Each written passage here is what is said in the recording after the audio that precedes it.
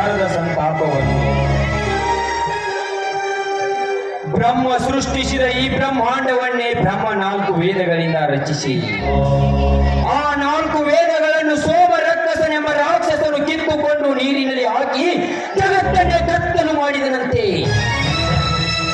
ಇಂದು ಈ ಚಾಂಡಾಲರು ಈ ಬಡ ರೈತನ ಪ್ರಾಣವನ್ನು ಅನ್ಯಾಯವಾಗಿ ಹಿಂಡಿ ಜಗತ್ತನ್ನೇ ಕತ್ತಲು ಮಾಡುತ್ತಾರೆ ಸಹೋದರ. ಅದನ್ನೆಲ್ಲ ನೀವು ಹಚ್ಚಿಕೊಳ್ಳಬೇಡಣ್ಣ, ಅದಕ್ಕೆ ನಾನಿದ್ದೇನೆ.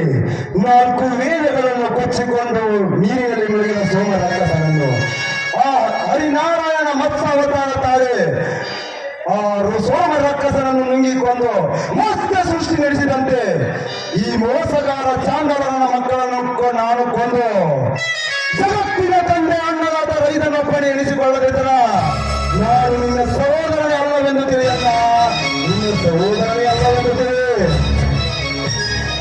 ನಂಬಿಕೆ ಇದೆಯಪ್ಪ ಸಹೋದರ, ನಿನ್ನ ಮೇಲೆ ನನಗೆ ತುಂಬಾ ನಂಬಿಕೆ ಇದೆ.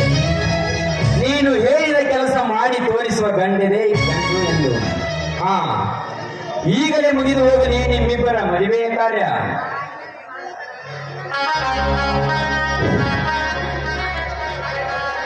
ಹಾ ಯಮುನಾ, ಶಕ್ತಿಯ ಕೈ ಹಿಡಿದು ಬಂದ ನೀನು ಪತಿ ಆಶ್ರಯದಲ್ಲಿ ನಿನ್ನ ಬಾಳ ಜೊತೆ ಬೆಳಗಿಸಿಕೊಂಡು ಕರ್ನಾಟಕದಲ್ಲಿ ನಿನ್ನ ಬಾಳ ಜೊತೆ ಹಬ್ಬಲೆಂದು ಹೇಳಿಕೊಳ್ತೇನೆ.